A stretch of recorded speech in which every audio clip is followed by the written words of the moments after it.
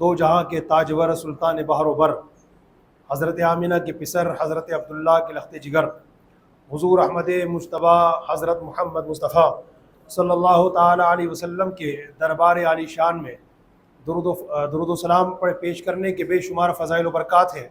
آئیے ان فضائل و برکات کو پانے کے لیے رسول اعظم صلی اللہ علیہ وسلم کو حاضر و ناظر جانتے ہوئے، گنبد خضرا کا تصور باندھتے ہوئے ایک آواز میں پڑھتے ہیں، الصلاۃ والسلام علیک یا رسول اللہ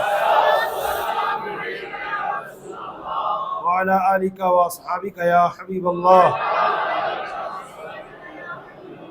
الصلاۃ والسلام علیک یا نبی اللہ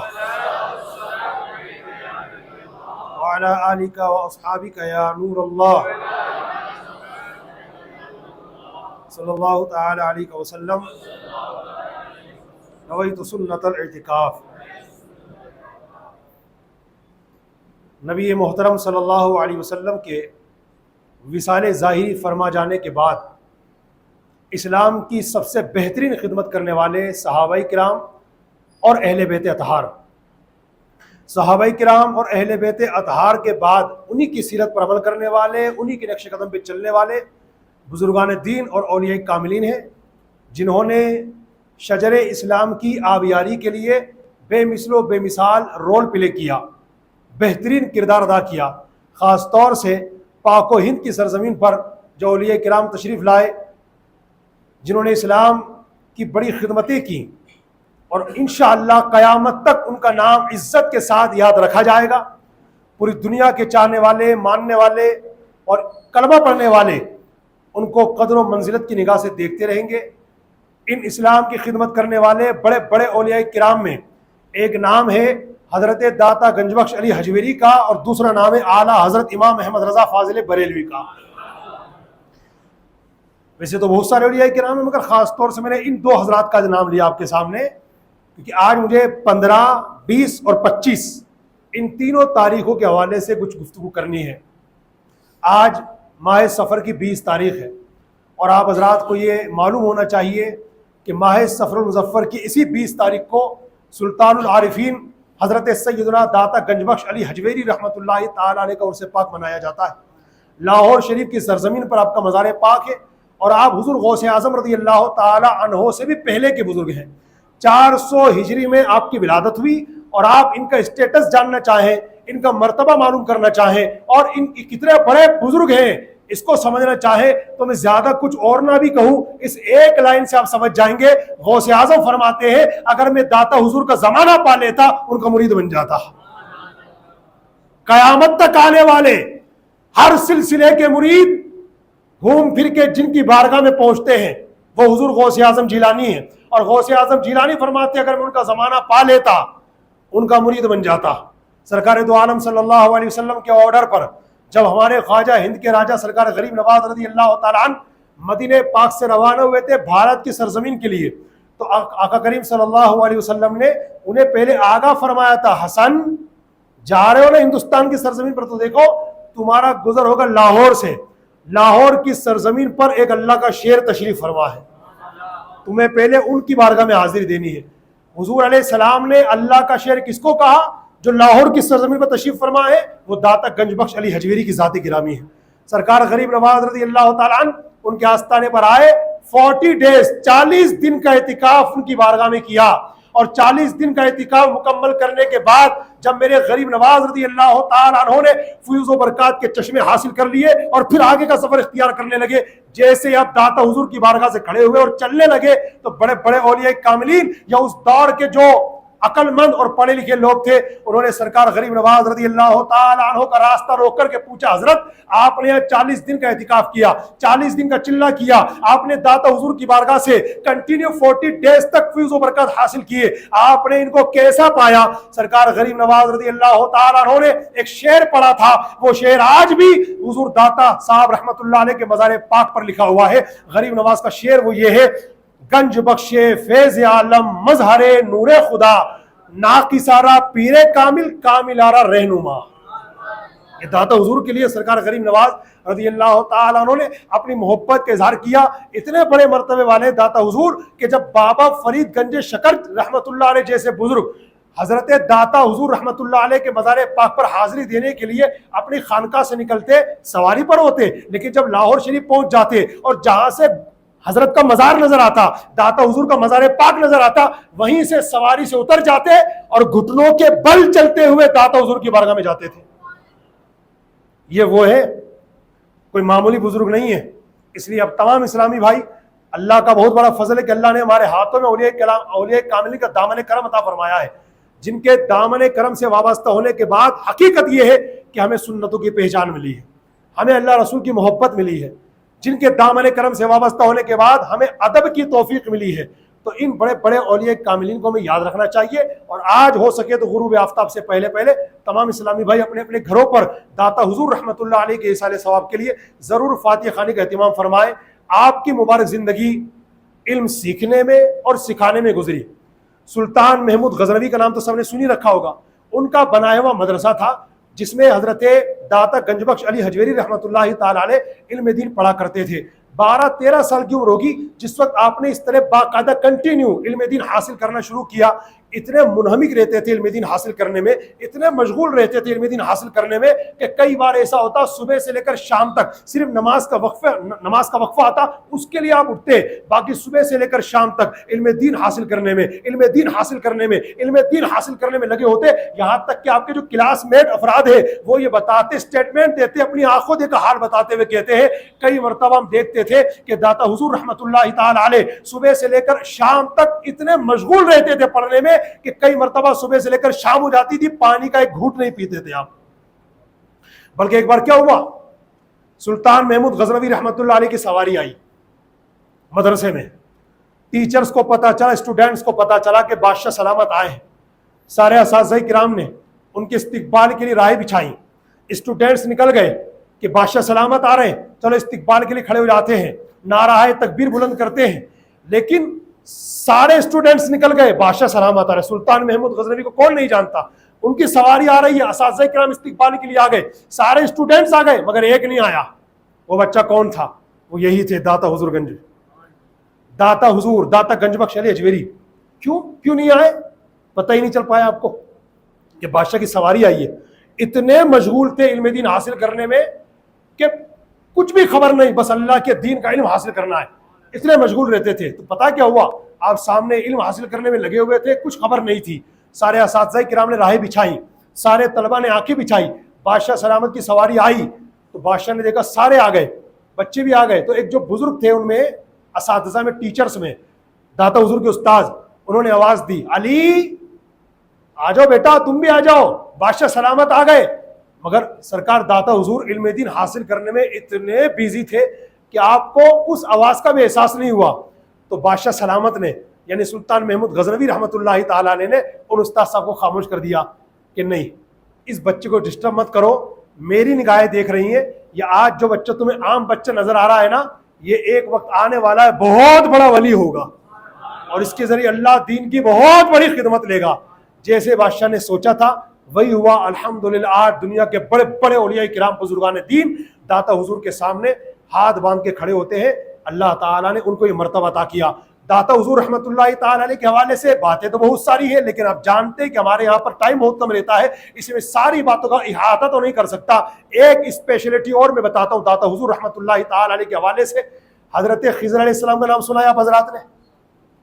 ہمارا عقیدہ ہے، ویسے تو اللہ کے ہر نبی زندہ ہیں، مگر 4 نبی ایسے ہیں جن کی بارگاہ میں موت نے ابھی تک حاضری دی نہیں ہے۔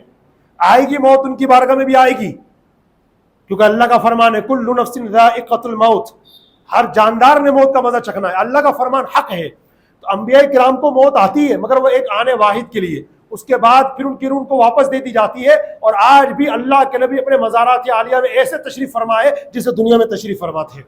اس میں بہت ساری دلیلیں بھی ہیں جو میں الحمدللہ کئی بار یہاں دے بھی چکا ہوں، اس کو میں ڈسکس نہیں کرنا چاہتا، عرض یہ کرنا چاہتا ہوں ہمارا عقیدہ ہے اللہ کے ہر نبی زندہ ہے، مگر 4 نبی ایسے ہیں جن کی بارگاہ میں موت نے ابھی تک حاضری نہیں دی۔ ان میں 2 نبی زمین پر ہے اور 2 نبی آسمانوں میں ہے۔ جو 2 نبی آسمانوں میں ہے ان میں 1 حضرت عیسیٰ علیہ السلام، نمبر 2 حضرت ادریس علیہ السلام، اور جو دو نبی زمین پہ تشریف فرمائے، ایک حضرت الیاس علیہ السلام اور دوسرے حضرت خضر علیہ السلام، جن کا میں ذکر کرنے لگا ہوں. اور خضر ان کا نام نہیں ہے، خضر کا مطلب تھا ہریالی، یہ ان کا لقب ہے.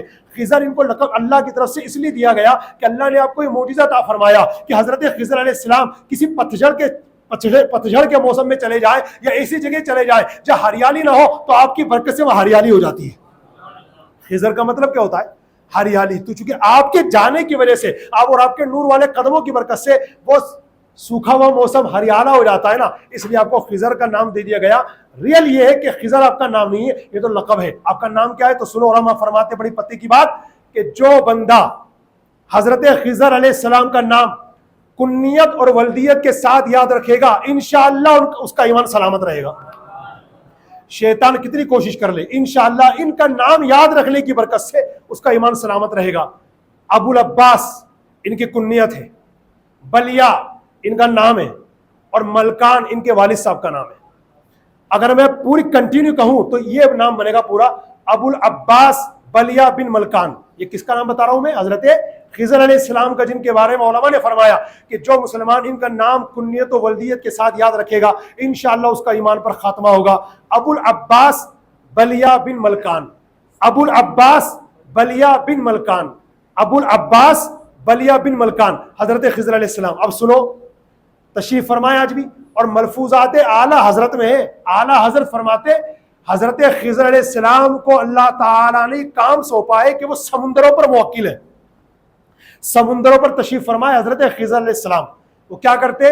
مان لیجئے اللہ کو کوئی بندہ سمندر میں راستہ گم ہو گیا، بھٹک گیا سمندر میں، اب اس کو پار لگانا ہے، راستہ دکھانا ہے. یہ ذمہ داری کس کی؟ حضرت خضر علیہ السلام کی.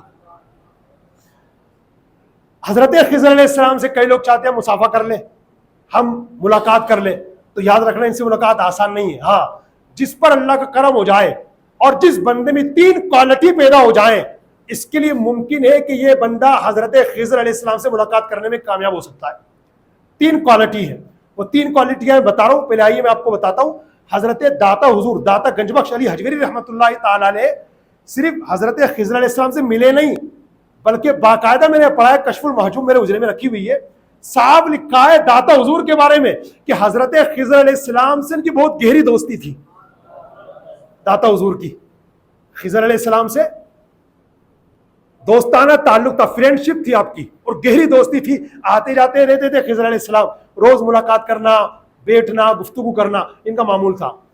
داتا حضور رحمۃ اللہ تعالی علیہ کو جو حضرت خضر علیہ السلام سے ملاقات بھی ہو گئی، پکی دوستی بھی ہو گئی، اور آئے دن ملاقات کرنا، آئے دن دعا سلام کرنا، آئے دن خیر خیریت معلوم کرنا، آئے دن اتنے گھنٹوں گھنٹوں بیٹھے رہنا اور اللہ کے دین کی باتیں کرنا، رسول پاک کی باتیں کرنا، یہ سب ہوتا رہتا تھا. یہ کیوں ہوا؟ تو بزرگان دین کہتے ہیں حضرت خضر علیہ السلام سے ملاقات ہونا ویسے بہت مشکل ہے، لیکن آسان بھی ہو جاتی ہے. کب؟ جب اللہ کا کرم ہو جائے. اور اللہ کا کرم ہونے کے لیے 3 کوالٹی بندے میں پائی جانا ضروری ہے. یہ 3 کوالٹی بندے میں نہیں ہے، وہ حضرت خضر علیہ السلام سے ملاقات نہیں کر سکتا. 2 کوالٹی ہے، 1 کوالٹی نہیں ہے، تب بھی اس کی ملاقات جناب خضر علیہ السلام سے نہیں ہو سکتی. وہ 3 کوالٹی کیا ہے سنیے. حضرت علی خواص رحمۃ اللہ علیہ فرماتے 3 خوبیاں، یہ 3 صفتیں جس بندے کے اندر ہوں گی وہ انشاءاللہ حضرت خضر علیہ السلام سے ملاقات کرنے میں کامیاب ہو جائے گا. نمبر 1، یہ بندہ عامل سنت ہونا چاہیے، مطلب سنتوں کا پابند ہونا چاہیے. پہلی کوالٹی، سنتوں کا پابند ہونا چاہیے. نمبر 2، متقی ہونا چاہیے. نمبر 3، اس کے دل میں کسی مسلمان کا بغض، حسد، کینہ نہیں ہونا چاہیے. یہ 3 کوالٹیز جس میں جمع ہو گئی، اللہ تعالیٰ اسے سلیکٹ کر لے گا. کس کے لیے؟ جناب خضر علیہ السلام سے ملاقات کے لیے. تو داتا حضور کا بڑا مرتبہ ہے ماشاءاللہ. 20 صفر مظفر کی تاریخ ہے، اسی 20 صفر مظفر کی تاریخ کو داتا حضور رحمۃ اللہ تعالی علیہ نے اس دنیا فانی سے عالم بقا کی طرف کوچ فرمایا. آپ کی زندگی کے بہت سارے واقعات اگر آپ پڑھنا چاہیں تو بڑی شاندار کتاب ہے کشف المحجوب، داتا حضور کی لکھی ہوئی ہے، اور اسی کتاب کے اندر آپ کے کچھ سوانح حیات کے چیپٹرز بھی موجود ہیں.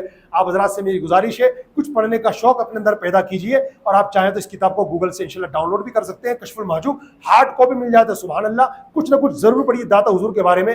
اصلی نام آپ کا علی ہے، عثمان آپ کے والد صاحب کا نام ہے. داتا گنج بخش علی حجویری رحمۃ اللہ تعالی علیہ یہ آپ کو کہا جاتا ہے.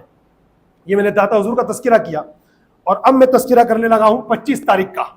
آپ حضرات کو یہ معلوم ہونا چاہیے کہ ماہ سفر کی 25 تاریخ کو دنیا سنیت کے امام اعلیٰ حضرت امام اہل سنت ولی نعمت عاشق ماہ رسالت الشاہ امام احمد رضا خان علیہ رحمت و رضوان کا عرس پاک پوری دنیا میں دھوم دھام کے ساتھ منایا جاتا ہے۔ اعلیٰ حضرت کے بارے میں ویسے تو ماشاء ہم لوگ بہت ساری باتیں جانتے ہیں، اور الحمدللہ یہاں پر بھی کئی باتیں بیان کی جاتی رہتی ہیں۔ میں آپ حضرات کو اعلیٰ حضرت کی زندگی کے حوالے سے کچھ نئی باتیں بیان کرتا ہوں جو انشاءاللہ آپ نے یا تو سنی نہیں ہوں گی، سنی گی تو بہت کم سنی ہوں گی۔ وہ انشاءاللہ میرے پاس یہ دعوت اسلامی کے مکتبۃ المدیر چھپی ہوئی زبردست کتاب ہے، اس میں اعلیٰ حضرت کے اس علم و عمل کی پوری زندگی کا نچوڑ وہ بیان کیا گیا ہے۔ میں آپ کے سامنے انشاءاللہ اس کو عرض کرتا ہوں، توجہ سے سنیے گا۔ اعلیٰ حضرت کی ولادت باسعادت 10 شوال المکرم ہفتے یعنی سیٹرڈے کے دن ہوئی۔ اعلیٰ حضرت نے تقریباً 4 سال کی عمر میں ناظرہ قرآن پاک مکمل کر لیا، اور اسی عمر میں فصیح عربی زبان میں گفتگو فرمائی۔ اعلیٰ حضرت نے تقریباً 6 سال کی عمر میں پہلا بیان فرمایا۔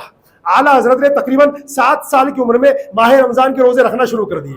اعلیٰ حضرت نے تقریباً 8 سال کی عمر میں وراثت کے مسئلے کا شاندار جواب لکھا۔ اعلیٰ حضرت نے تقریباً 8 سال کی عمر میں نحو کی مشہور کتاب ہدایت النحو پڑھ لی اور اس کی عربی شرح بھی لکھ دی۔ اعلیٰ حضرت نے 13 سال 4 ماہ اور 10 دن کی عمر میں علوم درسیہ سے فراغت پائی، دستار فضیلت ہوئی۔ اسی دن فتویٰ لکھنے کا باقاعدہ آغاز فرمایا اور درس و تدریس کا بھی آغاز فرمایا۔ اعلیٰ حضرت کی تقریباً 19 سال کی عمر میں سنت نکاح ادا ہوئی اور ازدواجی زندگی کی ابتدا ہوئی۔ اعلیٰ حضرت کو تقریباً 21 سال کی عمر میں فتویٰ لکھنے کی اجازت ملی۔ اعلیٰ حضرت کو تقریباً 22 سال کی عمر میں شرف بیعت اور تمام سلسلوں کی اجازت و خلافت حاصل ہوئی۔ اعلیٰ حضرت نے تقریباً 22 سال کی عمر میں پہلی اردو کتاب تحریر فرمائی۔ اعلیٰ حضرت نے تقریباً 23 سال کی عمر میں پہلی بار زیارت حرمین شریفین کا شرف حاصل کیا۔ اعلیٰ حضرت کو تقریباً 23 سال کی عمر میں علماء مکہ مکرمہ نے اجازت حدیث عطا فرمائی۔ اعلیٰ حضرت نے تقریباً 27 سال کی عمر میں پہلی فارسی کتاب تحریر فرمائی۔ اعلیٰ حضرت نے تقریباً 45 سال کی عمر میں کتاب فتاوی الحرمین تحریر فرمائی۔ اعلیٰ حضرت نے تقریباً 50 سال کی عمر میں دارالعلوم منظر اسلام کی بنیاد رکھی۔ اعلیٰ حضرت نے تقریباً 51 سال کی عمر میں دوسری بار زیارت حرمین شریفین کی سعادت حاصل کی، اور اسی سال مکہ شریف میں ہی صرف 8 گھنٹے کے اندر علم غیب مصطفیٰ پر مشتمل عربی رسالہ تحریر فرمایا۔ اعلیٰ حضرت نے تقریباً 52 سال کی عمر میں علماء مکہ و مدینہ کو سند اجازت اور خلافت عطا فرمائی، اور اسی سال کرنسی نوٹ کے متعلق کتاب مکہ شریف میں لکھی۔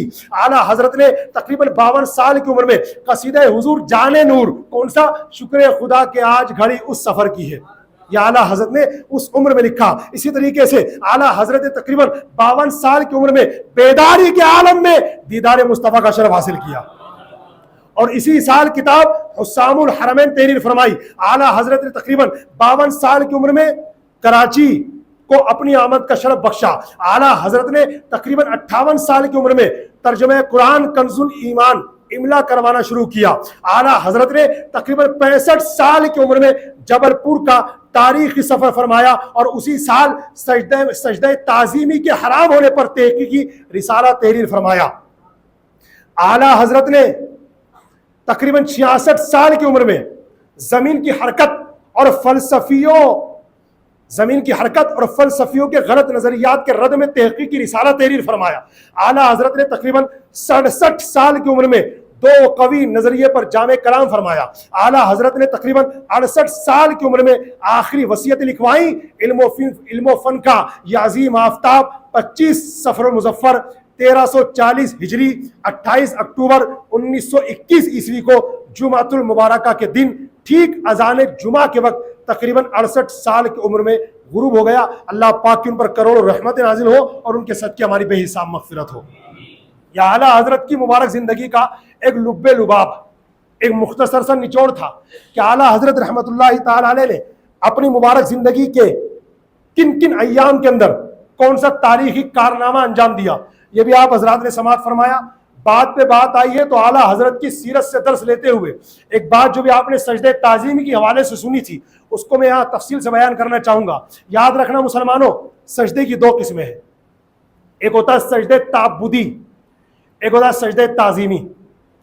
دوسرے الفاظ میں اس کو یوں بھی کہہ سکتے ہیں، ایک ہوتا ہے سجدہ عبادت، ایک ہوتا ہے سجدہ تحیت۔ یاد رکھنا جب سے اللہ نے دنیا بنائی تب سے لے کر آج تک اور آج سے لے کر قیامت تک سجدہ عبادت صرف اللہ کے لیے ہے. لکھ کے رکھ لینا, عبادت کا سجدہ صرف اللہ کے لیے, اللہ کے علاوہ کسی کے لیے پہلے بھی جائز نہیں تھا, آج بھی جائز نہیں ہے اور قیامت تک یہ جائز ہو ہی نہیں سکتا. عبادت کا سجدہ صرف اللہ کے لیے, صرف اللہ کے لیے, صرف اللہ کے لیے. اس کی بہت بڑی دلیل یہ بھی ہے, حدیث پاک بہت ساری اس طرح کی ہے کہ نبی محترم صلی اللہ علیہ وسلم کی بارگاہ میں آ کر اونٹ نے سجدہ کیا, جانوروں نے سجدہ کیا, تو اللہ کے حبیب علیہ الصلوۃ والسلام کے صحابہ نے بارگاہ رسالت میں عرض کیا, رسول اللہ یہ جانور ہو کر آپ کو سجدہ کرتے, حضور ہم تو انسان ہیں, ہم تو پہلے سجدہ کریں گے. میرے حضور نے فرمایا اگر اللہ کے علاوہ میں کسی اور کو سجدہ کرنے کو حکم دیتا تو بیویوں کو حکم دیتا اپنے شوہروں کو سجدہ کریں. پتہ یہ چلا کہ سجدہ اللہ کے لیے کسی کے لیے ہے ہی نہیں. پہلی بات اس کو کہتے ہیں سجدہ عبادت. اب رات سجدے تعظیمی, تعظیم کا سجدہ, جیسے ہم اللہ کو سجدہ کرتے کس نیت سے, عبادت کی نیت سے, وہ ہمارا معبود ہے اور ہمارے کلمے کا پہلا پارٹ بھی ہے لا الہ. پہلے کیا کہا, لا الہ, کوئی معبود نہیں ہے الا اللہ, سوائے اللہ کے, کوئی عبادت کے لائق نہیں, کوئی پوجا کے لائق نہیں, کوئی بندگی کے لائق نہیں, کسی کی عبادت نہیں کی جائے گی. ہاں اگر کسی کی عبادت کی جائے گی الا اللہ, صرف اللہ کی جائے گی, تو اللہ ہمارا معبود برحق ہے. وَإِلَٰهُكُمْ إِلَٰهٌ وَاحِدٌ, تمہارا معبود صرف ایک معبود ہے. تو ہمارا اللہ پاک کی عبادت گزار بندے, وہی ہمارا معبود ہے. تو عبادت کا سجدہ صرف اللہ کے لیے تھا, اللہ کے لیے ہے اور ہمیشہ صرف اللہ کے لیے رہے گا. اب رہا تعظیم کا سجدہ, تو یاد رکھنا پچھلی امتوں میں تعظیم کا سجدہ جائز تھا, ہمارے حضور کی امت میں اس کو حرام کر دیا گیا. تعظیم کا سجدہ مطلب جسے کوئی بڑے بزرگ آئے تو ان کو باقاعدہ ہم نے سجدہ کیا, یہ پہلی امتوں میں جائز تھا. جیسے مثال کے طور پر حضرت آدم علیہ السلام کا قصہ قرآن شریف میں پڑھا ہے کہ نہیں آپ نے؟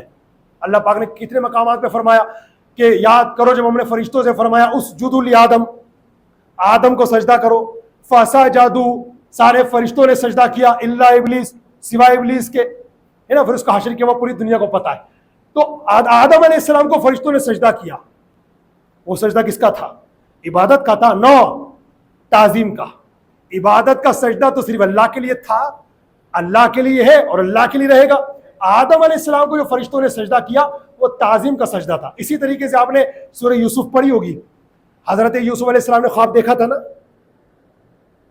یوسف علیہ السلام نے خواب دیکھا تھا, کیا کہا تھا؟ انی رأیت احد عشر کوکبا والشمس والقمر رأیتم لی ساجدین. اے بابا, یعقوب علیہ السلام سے کہنے لگے یوسف علیہ السلام, بابا جان میں نے خواب دیکھا کہ مجھے احد عشر کوکبا, 11 تارے سجدہ کر رہے ہیں, والشمس والقمر, اور سورج اور چاند بھی سجدہ کر رہے ہیں. تو آپ نے اس کی تعبیر ارشاد فرمائی تھی, بیٹا ایک وقت وہ آئے گا کہ تمہارے 11 بھائی تمہیں سجدہ کریں گے, اور وہی نہیں تمہارے ماں باپ بھی تمہیں سجدہ کریں گے. یہ سجدہ کس چیز کا تھا؟ میری بات آپ سمجھ رہے ہیں کہ نہیں بھائی؟ یہ تعظیم کا سجدہ تھا. اور کیسے کر لیا؟ وہ جائز تھا, ان کی شریعت میں جائز تھا, اللہ کی طرف سے پرمیشن تھی, تعظیم کا سجدہ اس وقت جائز تھا. مگر ہمارے آقا علیہ السلام کی امت میں اس کو حرام کر دیا. اب کوئی اپنے پیر صاحب کو سجدہ کرے, حرام. اپنے استاذ کو سجدہ کرے, حرام.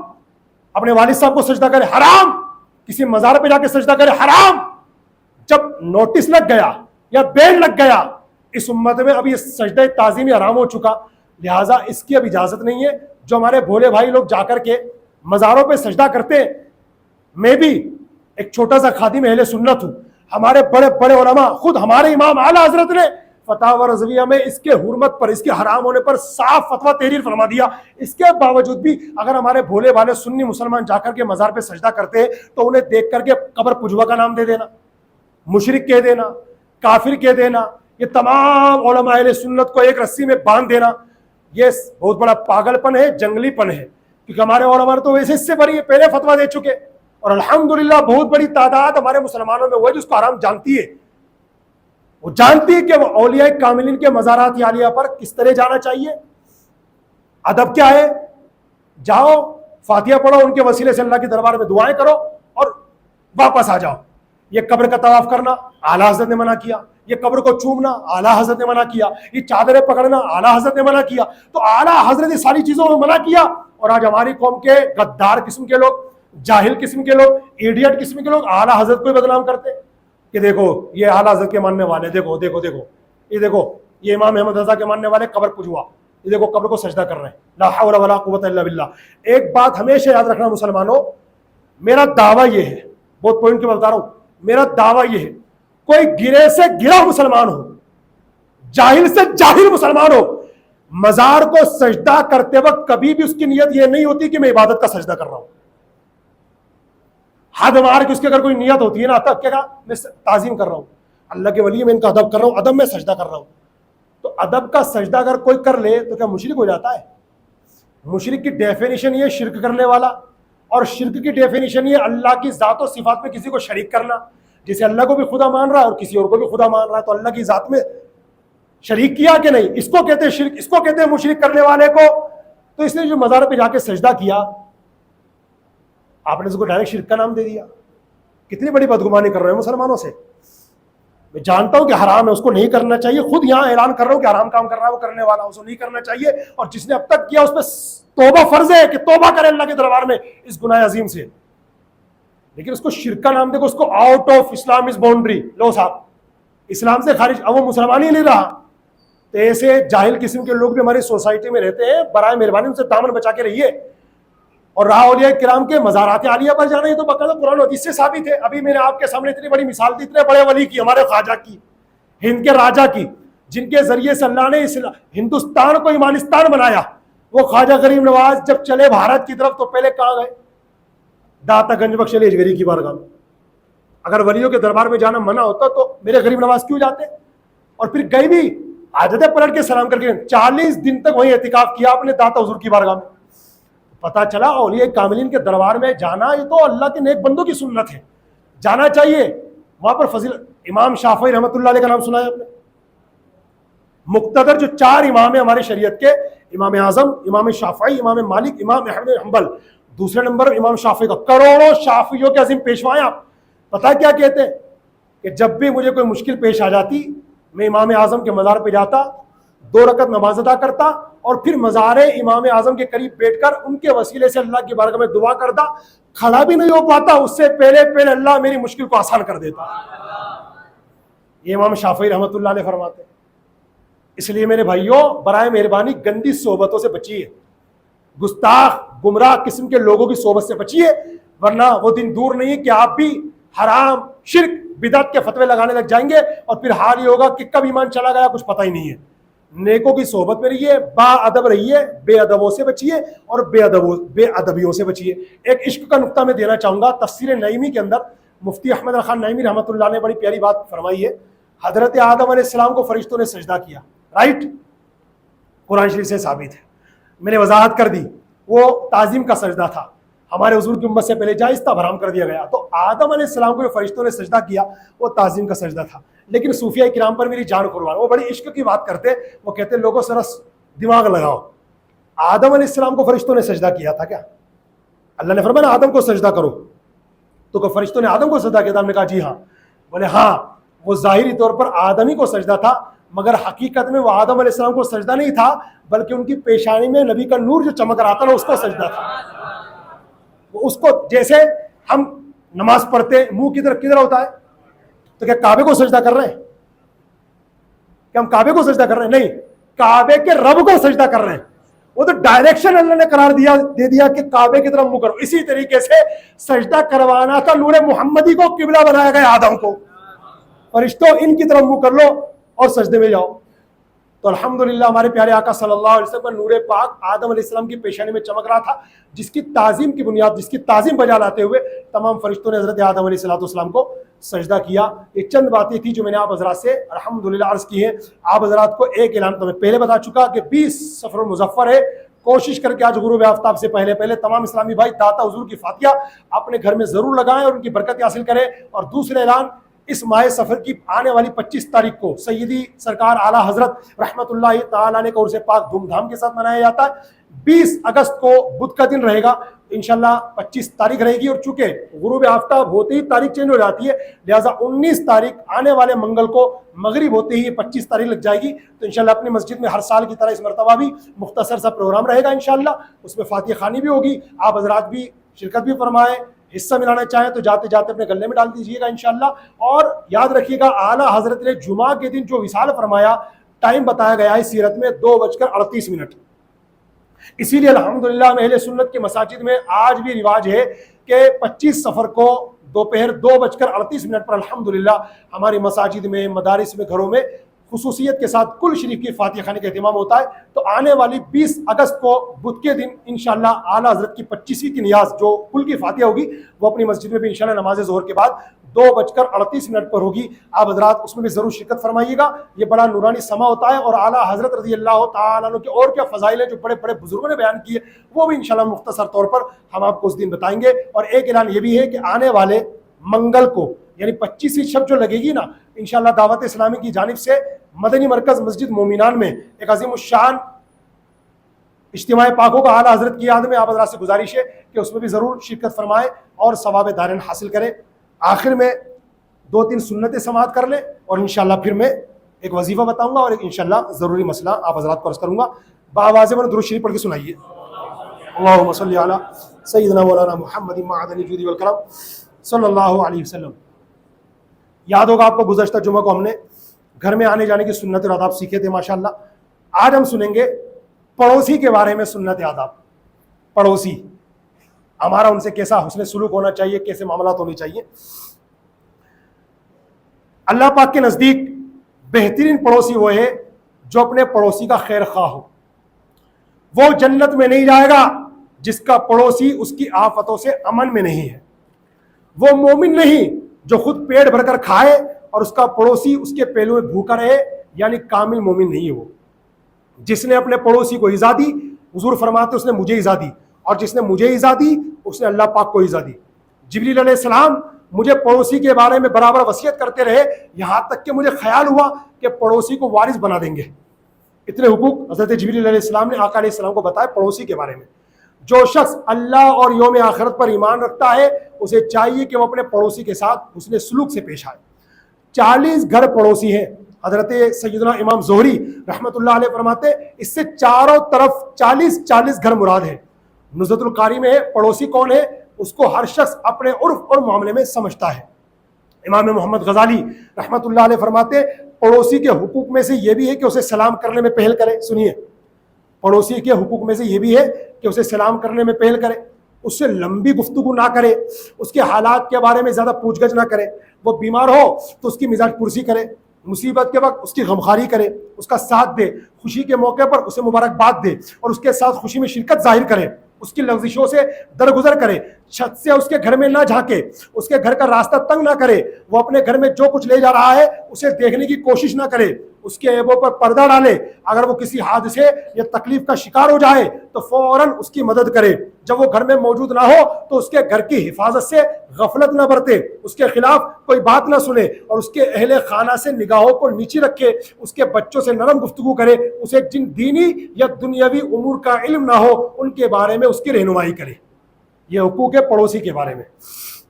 حضرت عبداللہ بن مسعود رضی اللہ تعالیٰ عنہ کی خدمت میں ایک شخص نے عرض کی میرا پڑوسی مجھے اذیت پہنچاتا ہے، مجھے گالیاں دیتا ہے اور مجھ پر سختی کرتا ہے. فرمایا اگر اس نے تمہارے بارے میں اللہ کی نافرمانی کی ہے تو تم اس کے بارے میں اللہ پاک کی اطاعت کرو.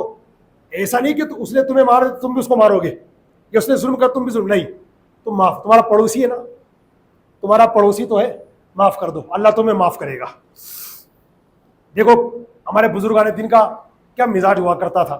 ایک بزرگ کے گھر میں چوہوں کی کثرت تھی، بڑے چوہے ان کے گھر میں آتے تھے. کسی نے عرض کی حضرت اگر آپ بلی رکھ لیں تو اچھا ہے. فرمایا مجھے ڈر ہے کہ چوہا بلی کی آواز سن کر پڑوسی کے گھر میں چلا جائے، اس طرح میں اس کے لیے وہ بات پسند کرنے والا بن جاؤں گا جسے میں خود اپنے لیے پسند نہیں کرتا. بلی رکھ لوں گا تو کیا ہوگا، اس کی آواز سے چوہے میرے پڑوسی کے گھر میں چلے جائیں گے، تو چوہوں کی وجہ سے میں تنگ آ رہا ہوں تو میرا پڑوسی تنگ آئی ہے مجھے منظور نہیں. یہ جذبہ ہمارے بزرگان دین کا. منقول ہے فقیر پڑوسی، بڑی پیاری بات ہے، فقیر پڑوسی قیامت کے دن مالدار پڑوسی کا دامن پکڑ کر کہے گا اے میرے رب اس سے پوچھ اس نے مجھے اپنے حسن سلوک سے کیوں محروم کیا اور مجھ پر اپنا دروازہ کیوں بند کیا. خاص طور سے وہ حضرات جن کو اللہ نے خوب نوازا ہے وہ اپنے آس پڑوس میں رہنے والے غریبوں کا خاص طور سے خیال رکھیے گا. یہ حدیث ہمیں بتاتی ہے کہ اللہ نے اگر ہمیں نوازا ہے اور ہم اپنے غریب پڑوسیوں کی دیکھ بھال نہیں کرتے، ان کا حال چال معلوم نہیں کرتے، وہ کتنی فقر و تنگدستی میں زندگی گزار رہے ہیں، کتنے ٹائم بیچارے بھوکے مر رہے ہیں اور ہم خالی بریانیوں میں اور عیشوں میں زندگی گزار رہے ہیں، ان کی کوئی پرواہ نہیں کر رہے ہیں، تو وہ غریب پڑوسی قیامت کے دن اللہ نہ کرے کہ ہمارا دامن پکڑ کر اللہ کی بارگاہ میں شکایت کرے تو ہمارا کیا بنے گا. اس حوالے سے ہمیں خوب سوچ اور سمجھنا چاہیے. تو حالانکہ اور بھی سنتیں ٹائم کی وجہ سے میں ختم کر رہا ہوں. یہ چند سنتیں تھی پڑوسی کے حوالے سے انشاءاللہ یاد بھی رکھنا ہے اور انشاءاللہ عمل بھی کرنا ہے. ایک وظیفہ یاد کر لیں آج, یہ بڑا شاندار وظیفہ ہے کاموں کو بنانے والا. اور آپ حضرات کو دیکھو یاد ہوگا یا تو گزشتہ جمعے کو یا اس سے پہلے والے جمعے کو میں نے 321 بار یا ذل جلال والاکرام پڑھنے کا عمل بتایا تھا. جنہوں نے پڑھا ہوگا انہوں نے اندازہ لگایا ہوگا کتنا پاورفل وظیفہ ہے. آج ایک اور دے رہا ہوں, بڑا زبردست امیر علیہ سنت کا دیا ہوا شاندار وظیفہ ہے. آپ یہ وظیفہ جس دن چاہے کر لے, جمعہ کے دن کرے تو اور برکت ملے گی, لیکن تھوڑا لمبا ہے, پڑھنے میں تو چھوٹا ہے مگر اس کا ٹائم لمبا ہے. وہ کیا سنو, لیکن کام ایسے بنیں گے آپ کے کہ مزے کو مزہ آ جائے گا. سنو, جس کا کوئی کام نہیں بن پا رہا, جیسے ہمارے کئی بچے ایسے آپ ملیں گے ہماری سوسائٹی میں, رشتہ نہیں ہو پا رہا ان کا, بیٹا ہو یا بیٹی ہو, رشتہ ہو جاتا ہے ٹوٹ جاتا ہے, شادی کے اسباب نہیں بن پا رہے, ایسی نہ جانے کتنی مشکل اور پریشانیوں میں ہماری سوسائٹی کے لوگ گھرے ہوئے ہیں. بڑا شاندار وظیفہ نوٹ کر لیں آپ, نماز عصر ادا کرنے کے بعد وہیں بیٹھیے, جہاں نماز عصر پڑھی آپ نے وہیں بیٹھیے, 3 بار درود شریف پڑھیے. اس کے بعد یا اللہ یا رحمان یا رحیم کنٹینیو, یا اللہ یا رحمان یا رحیم, یا اللہ یا رحمان یا رحیم, یا اللہ یا رحمان یا رحیم, یا اللہ یا رحمان یا رحیم, یا اللہ یا رحم, یہ کنٹینیو پڑھتے رہیے. بیچ بیچ میں ایک بار درود شریف پڑھتے جائیے اور پھر کنٹینیو یا اللہ یا رحمان. کب تک پڑھنا ہے؟ اذان مغرب سے 3 منٹ پہلے تک, یا 4 منٹ پہلے تک, یا 5 منٹ پہلے تک, یا 2 منٹ پہلے تک. آخر میں پھر 3 بار درود شریف پڑھیے. اب ہاتھ اٹھائیے رب کی بارگاہ میں اور گل گلاتے ہوئے اسی نام پاک کا وسیلہ دیجیے اور کہیے مولا یہ جو میں نے تیری بارگاہ میں تیرے نام کا ورد کیا ہے اسے اپنی بارگاہ میں قبول فرما, غلطیاں معاف فرما. اور اللہ یہ میرا معاملہ ہے جو تیری بارگاہ میں عرض کر رہا ہوں, میرے بچوں کا رشتہ نہیں ہو پا رہا, اللہ رشتوں کا انتظام کر دے. میرا کاروبار ٹھپ ہو چکا اس کو چلا دے, روزی میں برکت ڈال دے. جو بھی آپ کی دلی مرادیں لے کے بیٹھے ہوئے نا وہ کر دیجیے. سگنیچر کر کے دے رہا ہوں, گارنٹیڈ. کام نہ بن جائے تو تشریف لے آئیے گا میرے پاس. آپ یہ وظیفہ جس دن چاہے کر لے, کوئی دقت نہیں ہے, برکت سب دن ملے گی. مگر جمعے کو اسپیشلی طور پر ہمارے بزرگوں نے بتایا جمعے کو پڑھیں گے تو زیادہ فضیلت ہے. عصر کی نماز پڑھ کے وہیں بیٹھ جائیے اور پھر کنٹینیو انشاءاللہ 3 بار درود شریف سے پڑھنا شروع کیجیے, یا اللہ یا رحمان یا رحیم. اور اذان مغرب کا قریب آ جائے تو ختم کر دیجیے 3 بار درود شریف پڑھ کر, اور پھر اللہ کے دربار میں دلی جو بھی آپ کی نیک جائز تمنا دعا ہے وہ مانگ لیجیے. انشاءاللہ آپ کا کام 100% بن جائے گا. اللہ پاک ہم سب کو عمل کی توفیق سے نوازے.